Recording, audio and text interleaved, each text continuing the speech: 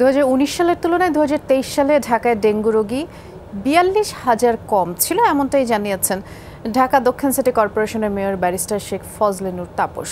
সকালে মালিবাগ মোড়ের উড়াল সেতুর নিচে একটি গণ শৌচাগার উদ্বোধন করেন তিনি। সেখানেই বলেন 2019 সালে রাজধানীতে 1,55,000 ডেঙ্গু রোগী শনাক্ত হয়েছিল।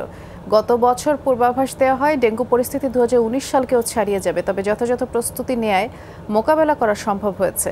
আরও বললেন বিশেষ মশক নিয়ন্ত্রণ কার্যক্রম পরিচালনা করা হচ্ছে।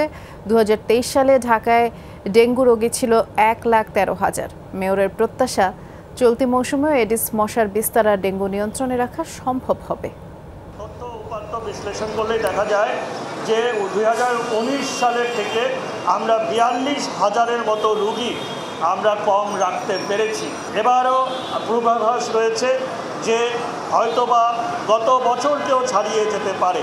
আমরা ঢাকাকে নিয়ন্ত্রণে রাখার জন্য সকল প্রস্তুতি নিয়ে চলেছি।